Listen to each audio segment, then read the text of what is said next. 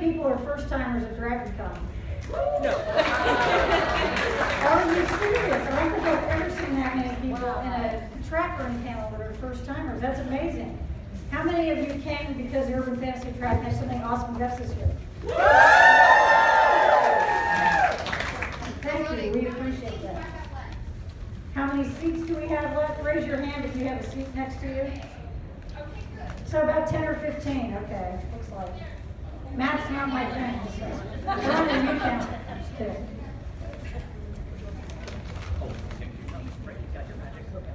So yes, the space is at a premium. So we're just going to all be friendly tonight, and, you know, sit next to early members. It's Urban Fantasy After Dark. That's right. Well, you know, the Urban Fantasy Track has the best fans, right? And the nicest fans. Yeah. So we'll keep that streak going. In any case, thank you for coming. I'm Carol Malcolm. I'm the track director. I'm so pleased to see you. I'm very pleased to see all of you here tonight. Thank you so much. Especially since it is, 10 o'clock. And I want to also thank the panelists for coming at 10 o'clock. I know it's not the ideal time, but it's also the time you don't have to keep this work. That's a we start early and we go all day long. Yeah. How many people are going to come to our Spooky Tales thing at 11:30? Anybody planning on that? Good, that'll be fun. Because we have music and spooky stories, so we hope that people will come for that. One thing I want to mention very briefly, Leah is standing over here, who is helping everybody sit down. The way that we participate, as always, in DragonCon's charity for the year, which this year is the American Heart Association, is that we do what we call the Battle of the UF Track Show fandoms. And that means that all of the TV shows that we cover on the track, and there's Kitty, okay? We'll get her a seat. Kitty, we'll get you a good seat. Come on here. Come here. Kitty, take mine. Run. There's one right here. There's right here. Right here. Oh, okay. Right there. That was perfect timing. In any case, we have little containers. If you would like to vote for one of the shows that we cover that's your favorite, if you would like to make a donation, that's how you do it. We add them up at the end, see who wins. If you would like to make a donation, but you really don't give a rat's rear end about any of our TV shows, we also have something called the Book Bucket, and you can just put a donation in there. It all goes to the same place. It's just a fun way that we came up with to have people donate.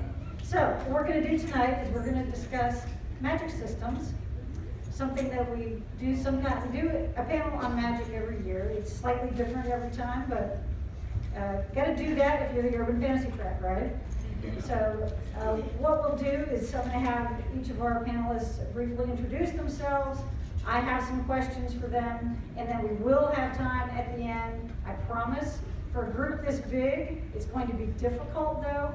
So what we're going to do is when it's time for audience questions, we ask that you come up with questions that are mainly for the whole panel, okay? Something that is focused on everyone.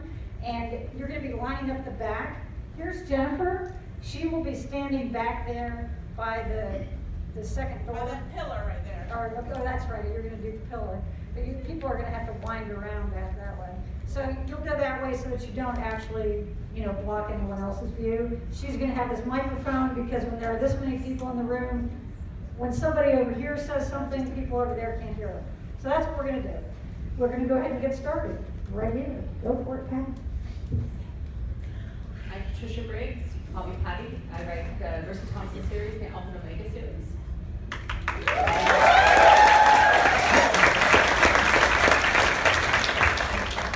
Hi, I'm Melissa F. Olsen. I write the Old World books for 47 North and the Nightshades trilogy for Tor's Novella Division.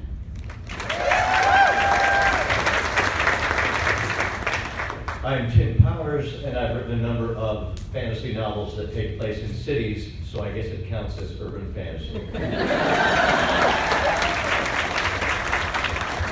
I am Marie Brennan, the author of the Memoirs of Lady Trent and the follow-up Turning Darkness into Light, and also some urban fantasy, though that is a little bit further back in my publishing career.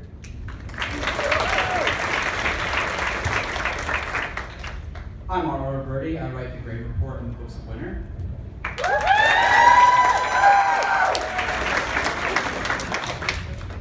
Hey, I'm Jim Butcher. I'm the author of the Dresden Files, the Codex Alera, and the Cinder Spires.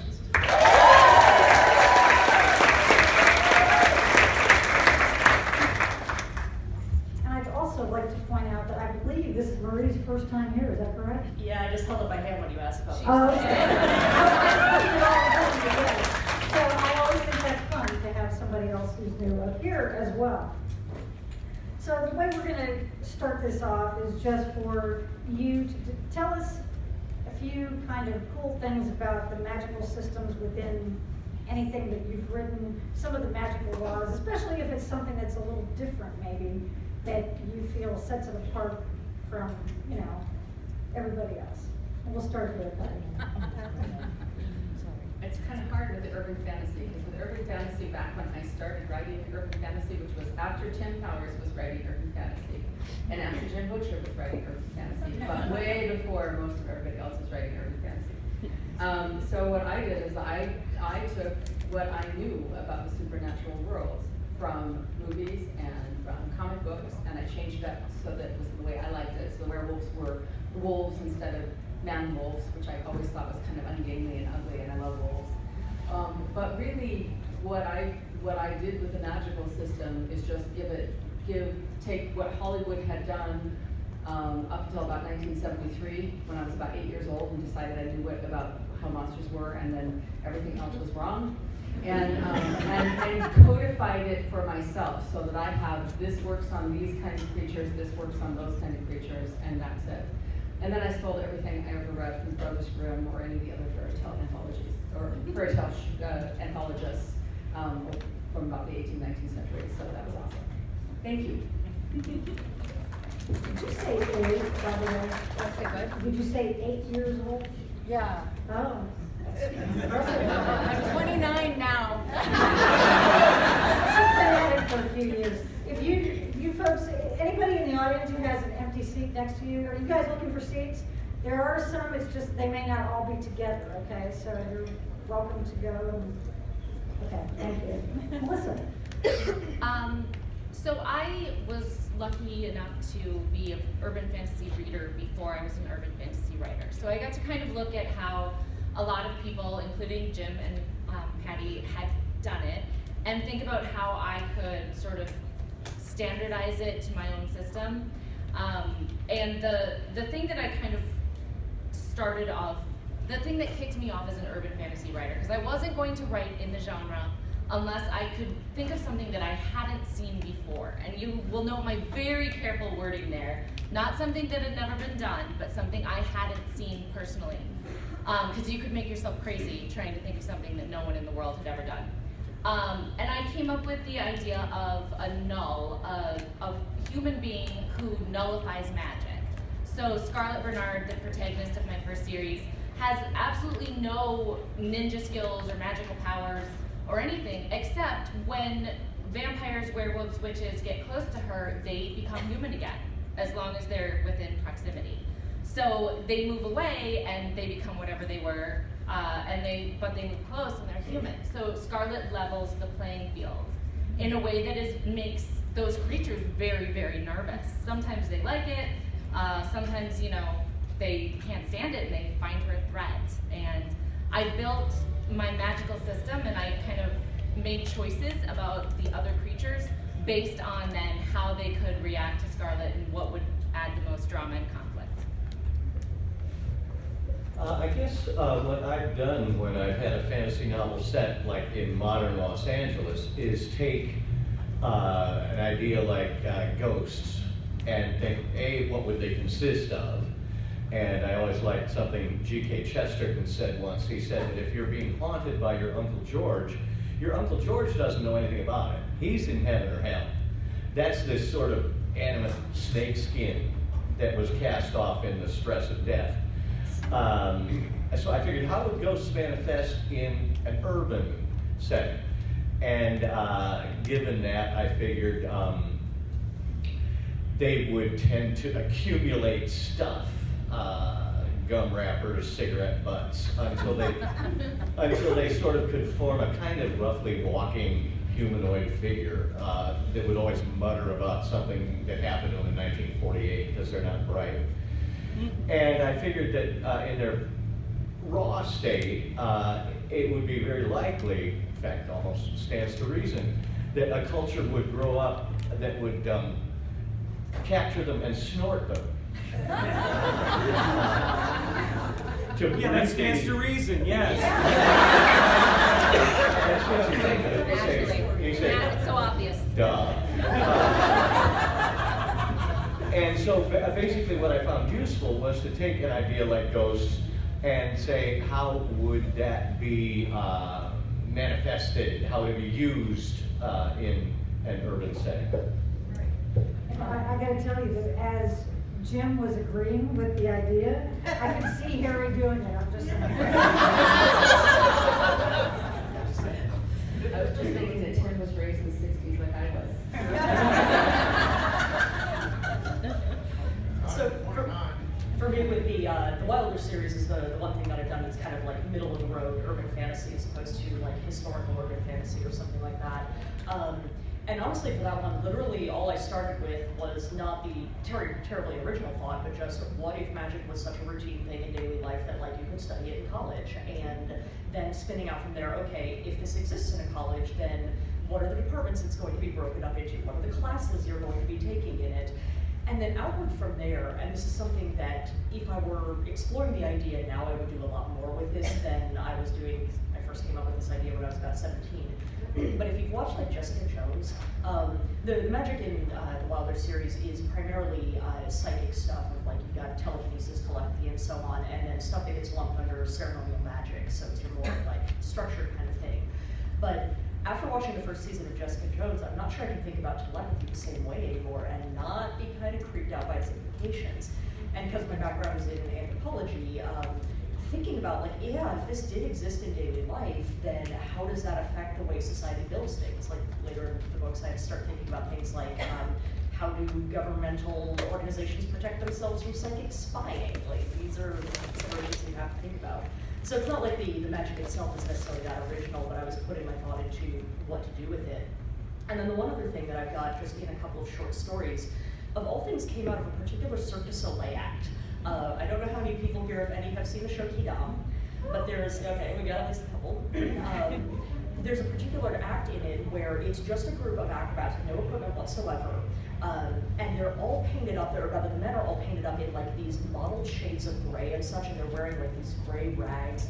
And then there's a couple of women who are like skeletally thin with these little white dresses and white wigs, and their eyes are painted black. And my subconscious just sort of looked at that and thought, that looks like a city come to life. And that led to me writing a couple of short stories that were thinking about if, like, you know, the natural environment of Greek mythology gives you dryads that are spirits of trees, and, you know, naiads and oreads and the rest of it, what would be the spirits that would rise up out of the city? And so I've, over the years, been spinning out a couple of short stories based on that, which isn't straight up magic in the sense of the thing you do, it's more like magic is the thing the city is. So for my series, The Great Report, I kind of ripped off Quantum Leap, to be honest. I always loved the show, but I wanted to find a metaphysical analog of it, like what would be the urban fantasy version of a mind going from body to body, and I decided it would be a soul. So my protagonist is someone who's murdered by the paranormal, doesn't know what did it, and every day he wakes up in someone else's body, and to help him go forward, he ends up keeping their mind, their memories, and their skills. So he's kind of like Paranormal MacGyver meets Dean Winchester going forward. Yeah, I just stole from a lot of things. Yeah, as long as you file off the serial numbers. When I was sitting down to create a magic system, I asked, you know, the first question, the most obvious question which is, what happens when Roman legions get their own Pokemon? So that was one series. And then for the Dresden Files, magic was all about. I wanted to tie it all into emotions, so that, and especially I think the most notable factor about magic in the Dresden Files is that you cannot do any magic that you don't believe you can and should be able to do. So it really says some deep things when somebody says magic starts like killing people with it and so on. I mean, that's making some statements. That's kind of the bit of it I'm proudest of. The rest of it is basically just Dungeons and Dragons.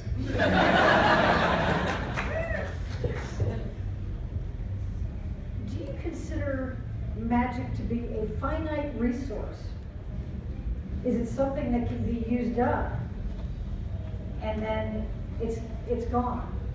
Does it have, if it can be depleted, does it have to be renewed somehow, or is it just a never-ending kind of supply? Well, anybody who wants to answer them.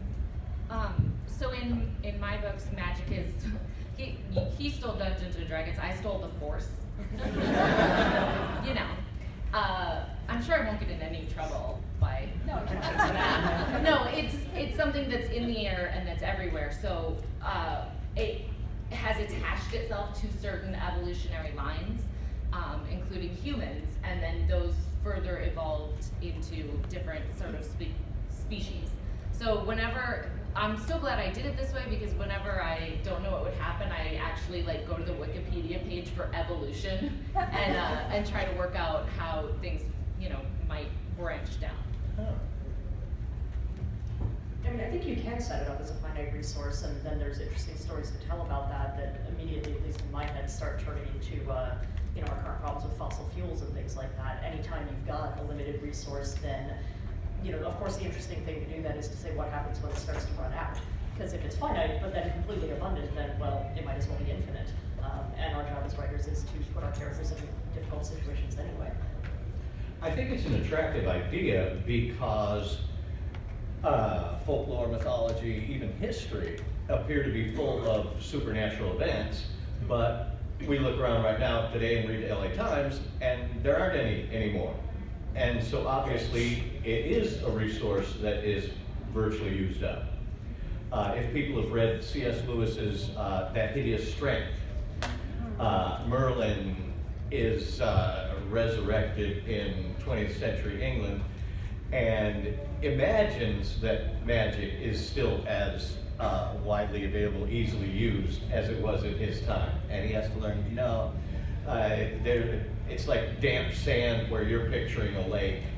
So I think it's a sort of an idea we're susceptible to. Right. And how? Yeah, for the Dresden Files, magic isn't the finite resource. People who can use it are. And so the folks who are born who actually get to use magic, most everybody can learn like a little something, just like anybody can learn to shoot a free throw, you know. But there's only some people who can play in the NBA, and that's you know, that's where wizards come from. But as far as the magic itself, nah, I don't see that as a. Since magic kind of comes mainly from emotions and from imagination in the Dresden Files, no, there's no limit.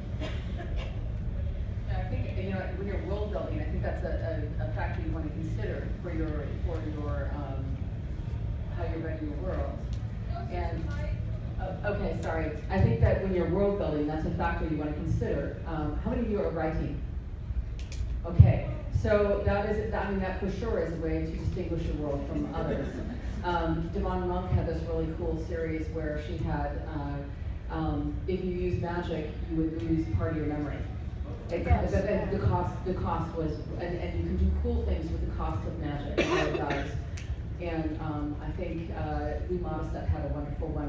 His Order and Chaos books were really marvelous because first of all you thought, oh, the order is good and chaos is bad, and then he switched up on you and went, okay, well, no, it doesn't work quite like that. So it's, I think that's, as writers, that's a really cool thing to play with in your world building. Yeah.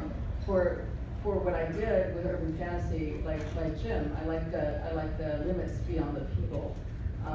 You know, certain people can use certain kinds of magic, certain different ways, and because magic is hard to access, then my witches are terrible because you can kill people and get more magic, and if you don't kill people, you're prey because you're really good food.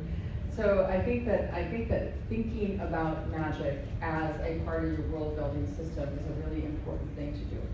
Yeah, I will say what you said of like having to give up memories.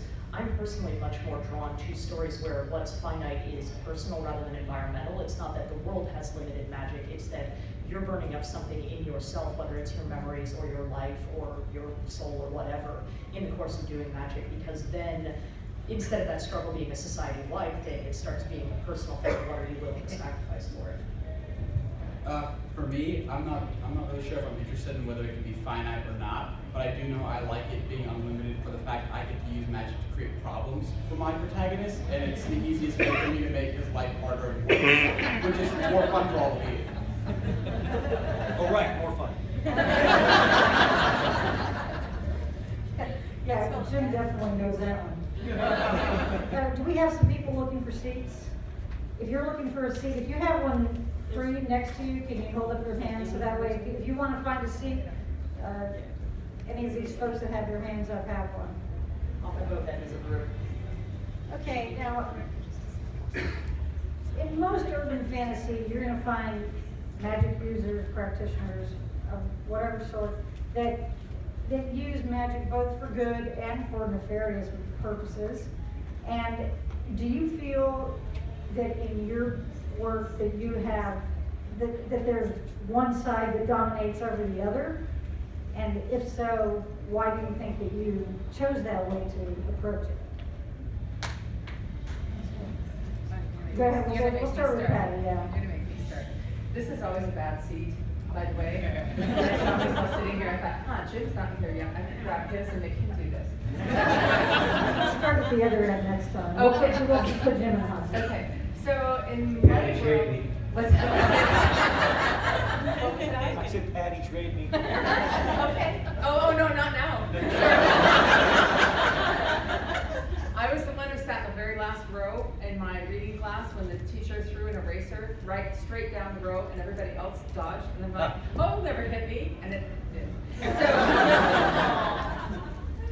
Okay, so I think the first question, actually, I'm going to slant it a little bit and say, when you said they use magic for good and ill, my question is, who's good and who's ill?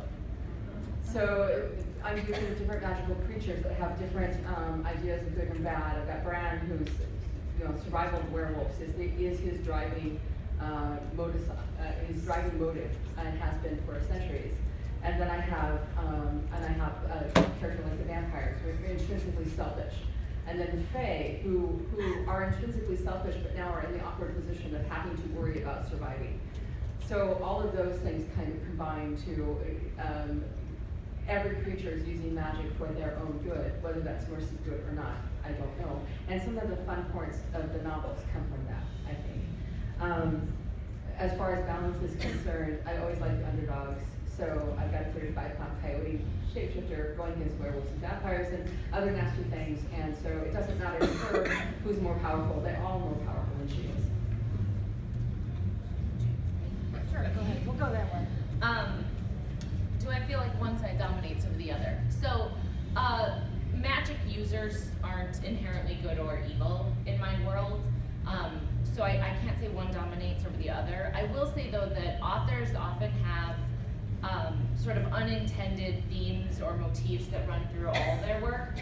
And one thing that you see in my work, and honest to God, I realized it today, is this idea of, thank you Carol for this insight, the idea that there are those in power and then there are those who not necessarily topple or usurp the powerful, but even the playing field. So Scarlet does this by, taking away everybody's power within her room. And my other protagonist, Lex, is a boundary witch, which means she deals with magic that covers the line between living and dead. So, the mind trick thing that vampires can do, Lex can do that to vampires because they're dead. And they really hate that. Because when you are used to being the predator, it is not fun to switch roles over to the prey. So a lot of my writing is about this idea of there are those who have power and what can we do to make things even? I think in my books, magic is always a bad thing. People might, use it for good purposes, the way you might find that in order to accomplish a good thing, you find it's necessary to rob a bank or something, or forge a check even. But it's always bad, and it's always bad for you.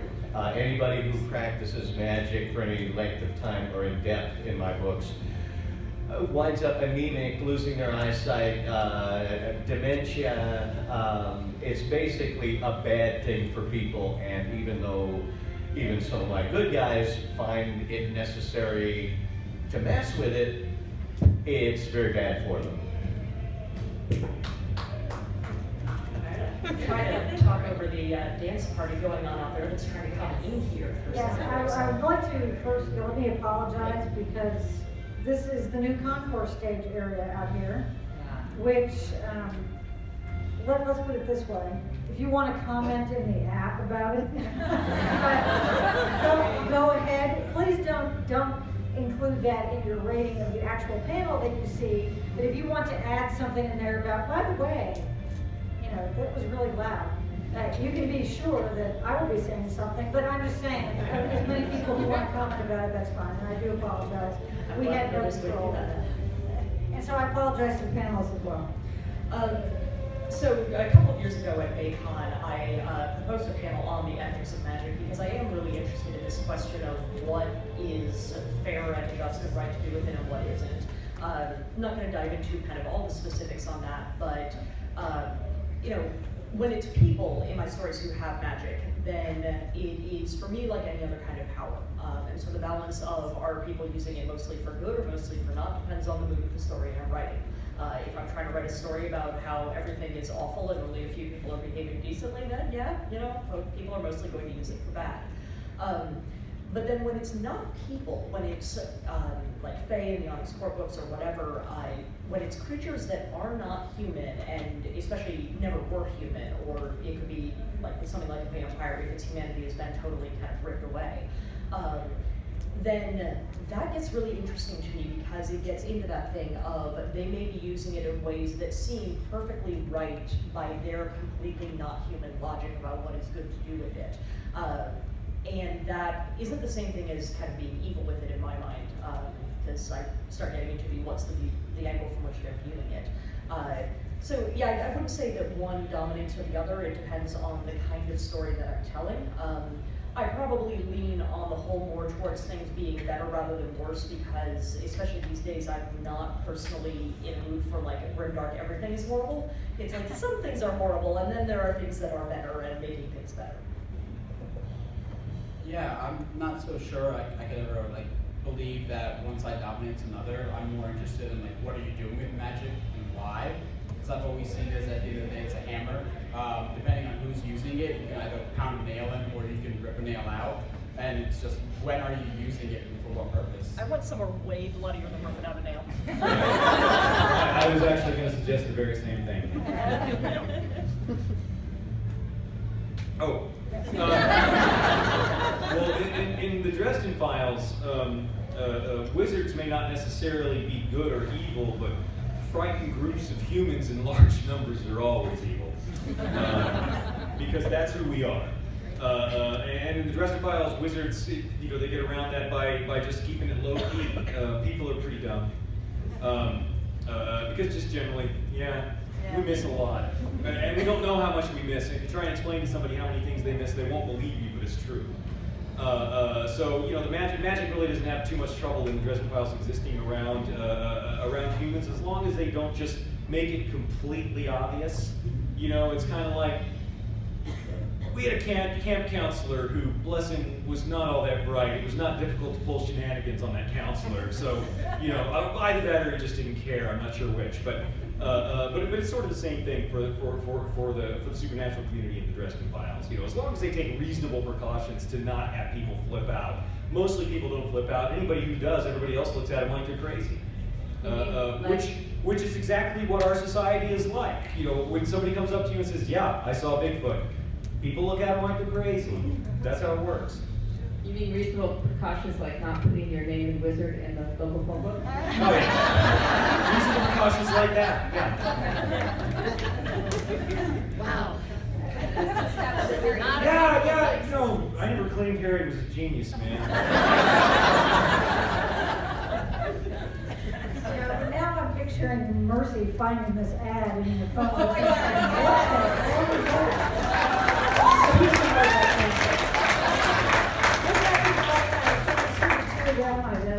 That would be right. I did a shout out to Jim in one of my books about the wizard, and I can't remember exactly what I did, but I stuck something in here, and I get comments about it a lot. And sometimes in stories, in your series, magic can become such a powerful entity of what you're dealing with. It's almost as though it's a character within the story. Do you ever feel that way? Does it seem as though it's something that kind of takes on a life of its own, or do you keep it? Is it more or less controlled by those who are using it? And we will start with Jim this time. Because I gotta keep Patty happy. Yeah. At the beginning of the question, there's a dance party. Yeah. Just that sometimes magic can seem as though it's such an important part of the story that it's almost as though it's a character. Right. You know, that it's almost a character in its own way. I can't stand that. I hate it when magic is a character. I hate it when magic is a character. Heard it here, folks. Jim said. No, when it's off doing its own thing, it's taking volition away from the characters that are in the story. And that's, for me, that's more important, especially with the Dresden Files, which is so wrapped up in choice. It would be completely inappropriate for that one. Oh my gosh. I mean, I could have a living magic force somewhere else, but not the Dresden Files. But there, magic is just physics with different rules. Cinder Spires. What's that? Cinder Spires. Also, Cinder Spires, the stuff in Cinder Spires, it's not alive and aware. You know? But, and Etherealist. Etherealist. What, the Etherealists and Cinder Spires? Yeah, I mean, they're Looney Tunes, but you know, some of them think it's alive, but they're just working with forces that that just happen to make them crazy. There's a little bit more personality in the stuff in Alera, but that's all comes from the people who bond with the Furies. So again, I like working with forces, not with personalities when it comes to magic. Yeah, I mean, he pretty much just said it all, and I already said I use it as a tool, and its job is to make things worse for my characters. That's good. That's good. all the writing people remember that. Yeah, you using the term force, that's kind of the edge of it that I like. It's not magic as a character so much as magic as a force that sometimes gets its own momentum or something like that.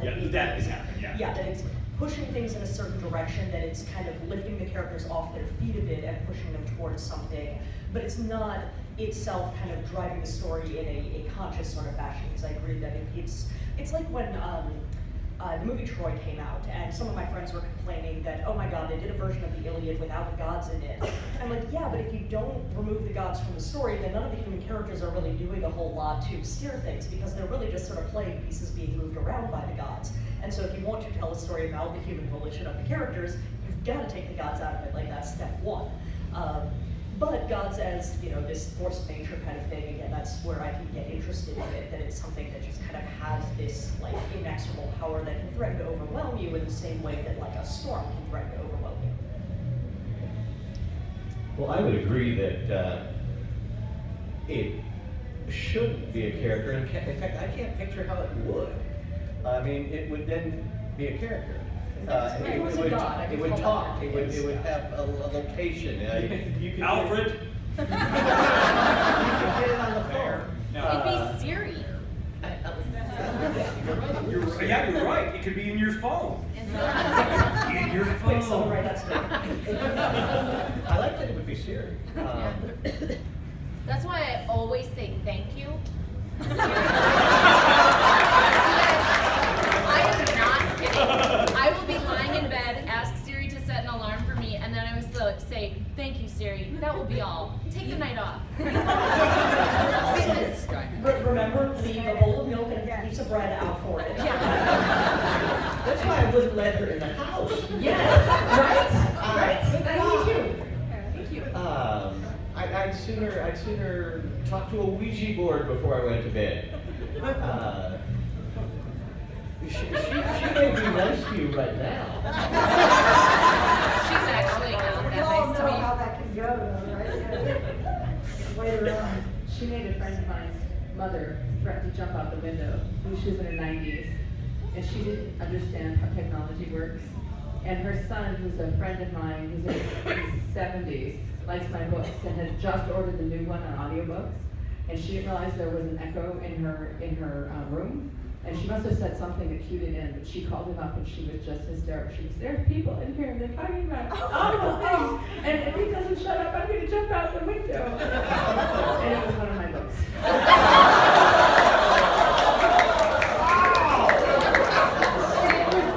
With all the werewolves running around. Did you ask her to put that in her Amazon review?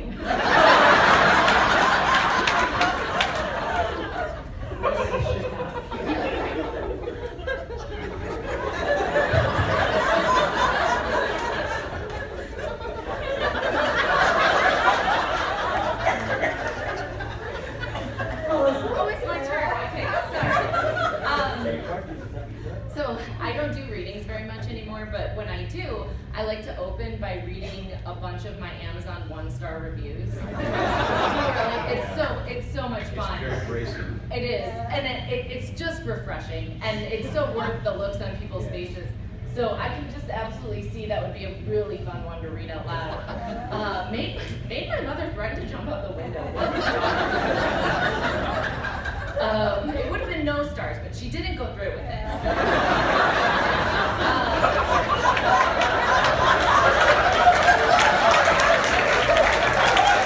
It would have been 5 stars, but she didn't go through it.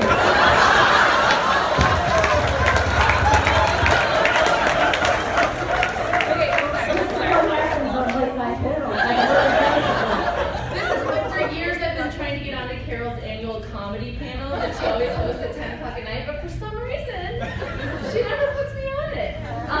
Sorry, the question was, can magic be a character in the story? In my books, no, it can't. I was gonna make a joke about how it always is and then pretend to cry about what Jim said, but now I'm getting on. But no, in my books,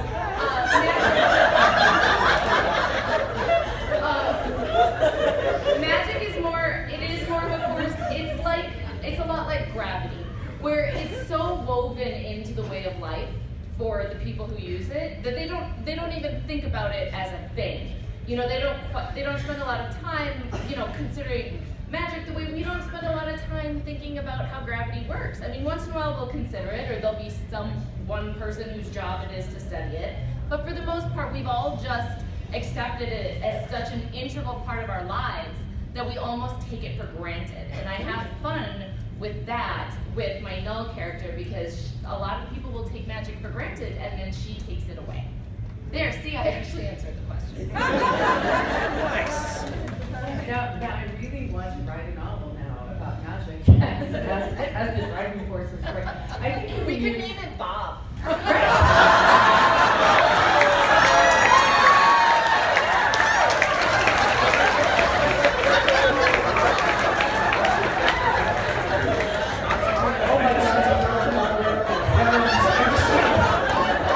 Magic as a character is like the Big Lebowski, you know? Magic shuffled across the room to start up another plate full of bacon in the microwave, you know? But it's been done, you know, inanimate objects as characters.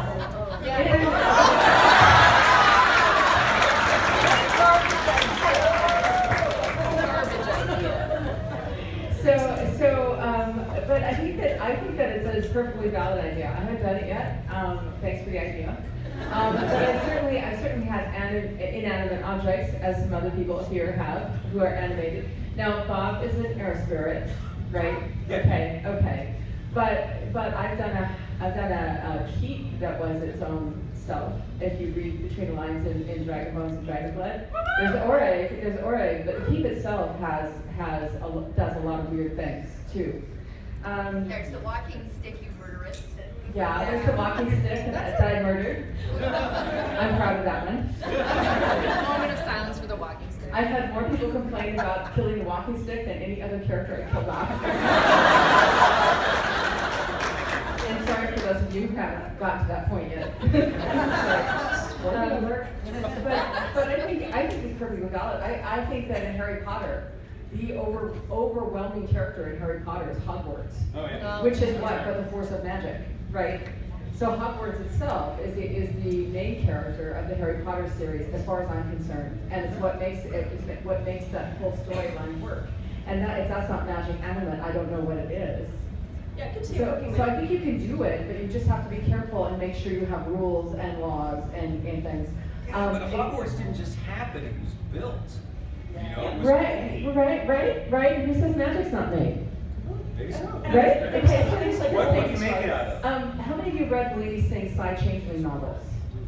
Oh, I envy you guys who have yet to go discover What them. was the name? And the Lady Sing, N-A-L-I-N-I, and then S-I-N-G-H. And her Side Changeling novels are wonderful. They're sort of a combination of a lot of different things. She has shapeshifter. The human race is divided into 3 parts: the Psi, the shapeshifters, and the regular humans. And the Psi have to be connected to the Psi-net, which is sort of like the internet. It's kind of an alternate. It's kind of become an alternate history thing. It started out just as a romance series, and as she's gotten along, it's gotten more and more towards urban fantasy and science fiction and fantasy. It's really good.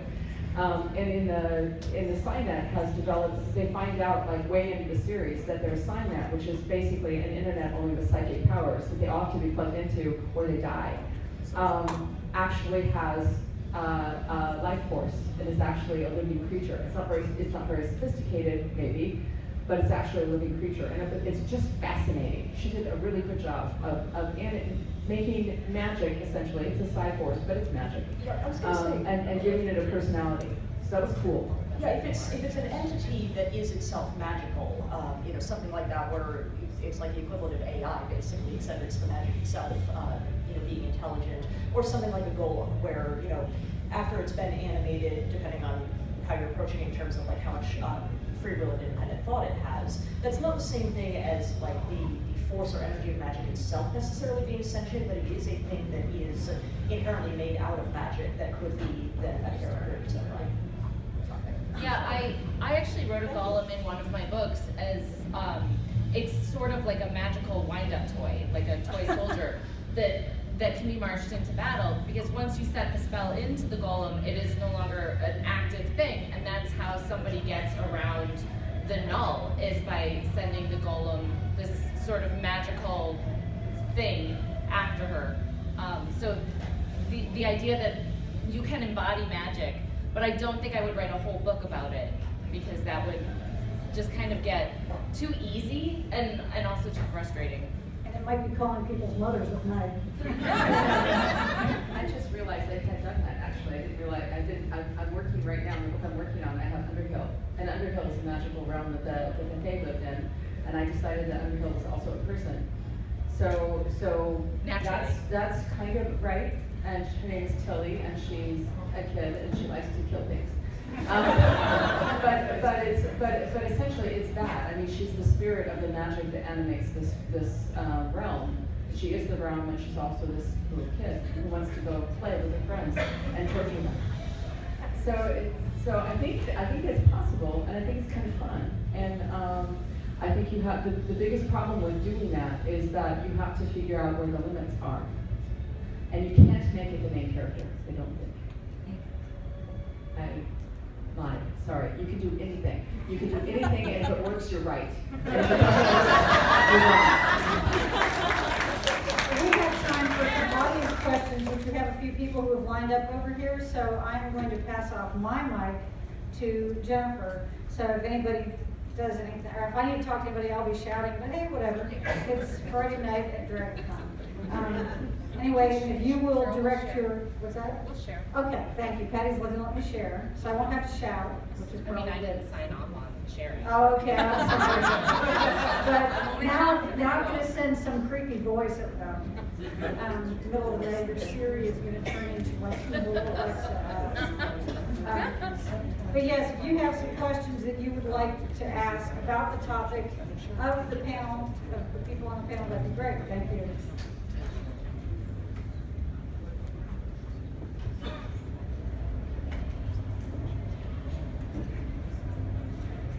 Compared to a straight mainstream novel, how often do you use your magical systems in order to try and either blind or to enlighten your character to what's really going on with the other characters? Can you elaborate a little bit? Not quite sure we understand the question. Could you maybe rephrase? How do you use the magic? Does it ever do your characters ever get so wrapped up in that magic box that they can't break out of it and see what's really going on and what this other person is really thinking? Nice idea.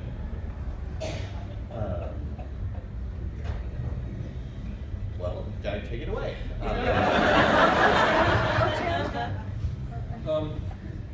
I think at its core, magic is just a metaphor for power of whatever kind. And yeah, people who are messing with their own power can often get so wrapped up in it they don't see the other people around them, or they see them as disposable cardboard cutouts that they can use to get to somewhere they need to go.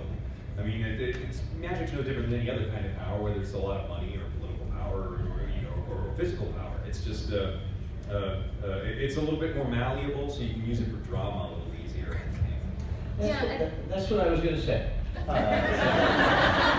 Yeah, if you had the power to insulate yourself from everything that was distasteful and adapt all incoming data to something you found more palatable, yeah, I think pretty soon you would find yourself encysted, E-N-C-Y-S, I think you'd find yourself in a little self-contained bubble separated from the whole rest of the universe.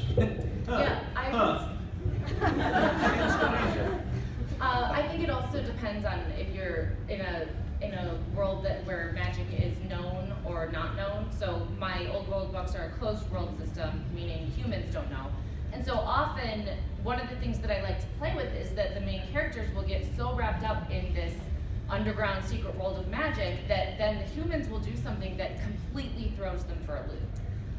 Or one of the characters will react by like calling the police instead of just hunting someone down and murdering them. So I do think that you can kind of have some fun tension between this very insulated world of magic and the world that's outside it.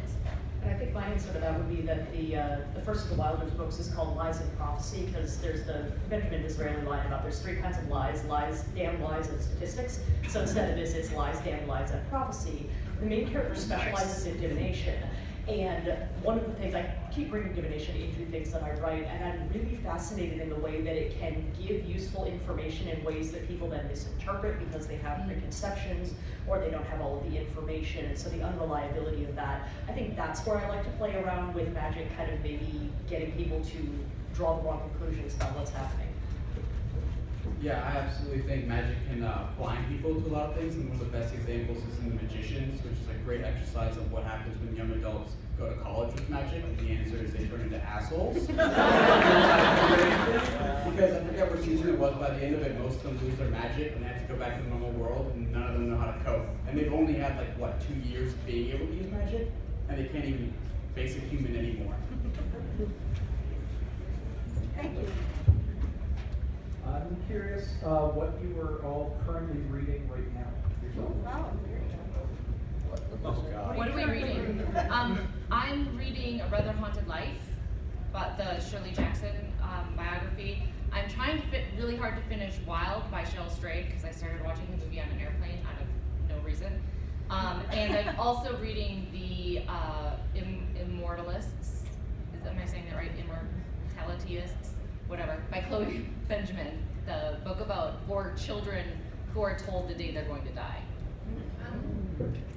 I'm reading the book that just got released by Alona Andrews, Sapphire Flames. And I'm also reading, I'm rereading my second book because the creature I have as the villain in the current book that I'm working on has some of the same powers, and I want to make sure that I distinguish one from the other. And so, yes, we all reread our books. If you write enough books in a series, you have to go back to the beginning and reread them. Anybody else? in the middle of about the 10th reread of Tinker Tailor Soldier Spy. Great book, incidentally. But I think the most recent fantasy novel I read was, for about the 10th time, Shadow over Innsmouth, Lovecraft. I just finished Catherine Valente's The Glasstown game, where the Bronte siblings in the Victorian period get transported into the world that they made up, like in real history, they made up a world of their storytelling, and then they wind up in it. I'm reading two. One is The Wise Man's Fear by Patricia. And the second is an anthology we just put out. I'm finishing going through the series, which is featuring a new Dresden Files story. And it's called Parallel Worlds for the anthology. I'm reading First Lord's Fury by Jim Butcher. Because it's been like 10 years since I read Alara, and I actually forgot the story. And so I went back in and started trying to predict it. I'm sharper now than I was when I wrote it, so that's nice. and then I've got a biography of George Washington's early career that I'm reading. So. I can't remember the author. So traditionally in fairy tales and mythologies, magic and its practitioners have been instituted for the most part. So I was wondering of this idea of what fun quirky things do you find that you have to do with your magic to make it work in an urban setting in your books? Well, I mean, in mine, magic just works everywhere. I mean, you know, it's like physics, it's like kinetic energy, it's like anything else. You just use it. I didn't really have to adapt it to the urban fantasy setting. The only thing that I really did with it was I said, okay, you know what? I'm going to have magic wreck cell phones because I don't have to write around cell phones. Which is it's like a big thing now. I mean, it's everybody has a cell phone. Everybody can call for help. You know, you got to find after a while. You can watch some of these TV shows and just go, man, you are really stretching this cell phone out of reception nonsense. And at some point, you just got to start going, okay, they can communicate with other people. We're going to have to complicate the story some other way. You know, but yeah. Yeah, for me, same thing. Magic works everywhere in my world. I just didn't really want to do anything other than a closed system. And yeah. You said everything I could have said. I don't necessarily think that magic can't be working in the urban environment because there's lots of forms of magic that people have believed in and brought into their urban lives throughout history. There's lots of superstitions that people practice, lots of folk magics and things like that. And so the big question for me is just sort of with things like cell phones, it's okay, if this exists alongside the stuff we have in our lives, then how are those two things going to interact? Yeah, I would certainly have it work only in very restricted ways, like at certain times, certain places. For one thing, just because it doesn't show up in the LA Times. I've never seen a ghost, experienced anything like that. I bet nearly nobody here has. And therefore, if magic is existing, obviously it's existing in a kind of a limited, covert, very, very hidden way. And for fiction, actually, I think that works better anyway. If it's too widely available, you kind of have no boundaries. It's cool, we have our mind. So I don't think that urban fantasy, by definition, has to take place in a city. I think it's kind of a misnomer, and the term usually refers to the intersection between a world of magic and the world of reality. But with that said, in my world, magic is dying. And it's because magic is like a muscle. The more you use it, the stronger it is. The less you use it, the weaker it is. And a lot of the things that witches and everybody used to use magic for were healing, communications, warfare, and we have way better tools to do all of that stuff now than they did 200 years ago.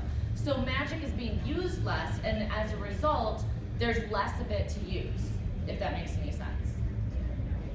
So I'm going to run a little weird on this one and say, I use things in the real world and then say, what would these creatures do with it? So as a random example, the Fae are weakened because they don't have the access to Underhill anymore. At some point in time, she closed all their doors and kicked them out. And they don't have access to all their neat tools, they don't have their neat kingdoms, they have all this power that they can't attach. So they get this crazy idea that if they can get the humans a little afraid of them and make them set up reservations like they did with the Native American population, then they concentrate all the Fae in this area and just keep all the power and keep all the humans out, and eventually they'll get a door to Underworld. And by golly, it works. And be careful what you wish for. So there's an example where I take things in our modern world and then say, well, what would the Fae do with that? And they're all lawyers. No, it's okay, but thank you. Hi. So my question is, as magic increases in a world, especially as the series goes on, the characters grow and develop, how do you keep magic from becoming too powerful in a series? How do you keep it a challenge for the main character, especially when you're getting up to the level of fighting things like gods, demons, angels, stuff like that? How can you keep basically checks and balances on the system and still be able to make the character grow in strength, yet also keep the enemies, you know, more powerful or the challenges more hard to overcome? What a super good question for Jim. And the answer is plan ahead and have an ending in mind. When I started writing the Dresden Files, I wrote, there's an ending to it. If we're going to get there, the story will be over. That's what stories do. They finish. And then you tell a story again, or you tell a story slightly differently. Wait, what was the question? All right, how do you do that? You just got to plan ahead and pace yourself properly, so that you kind of slowly have an escalating.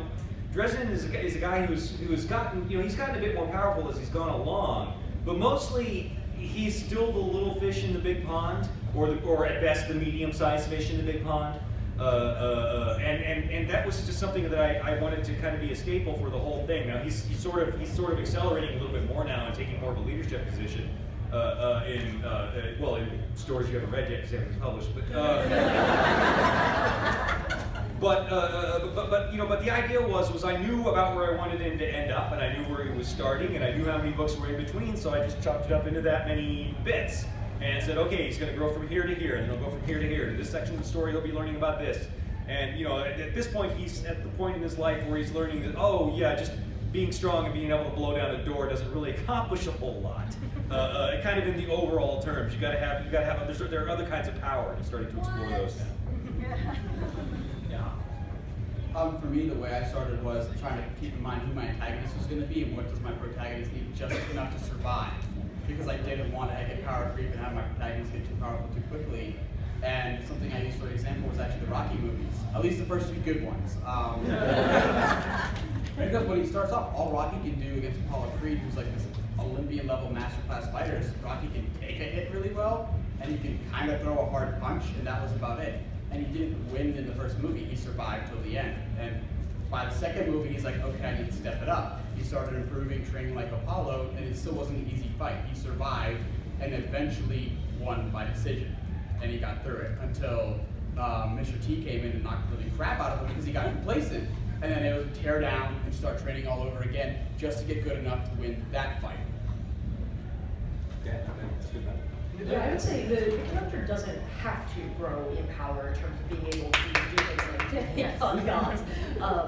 But exactly what Jim was saying, if you are going to do something that's going to ramp up in that fashion, or frankly ramp up in any fashion of like scale of threat and such, then I think the single best thing an author can do is to know how far they're going to take that and how fast they're going to get there. I'm a huge fan of closed arc series where the author knows, okay, I'm going to write about this many bits, and when that is done, that's going to be done.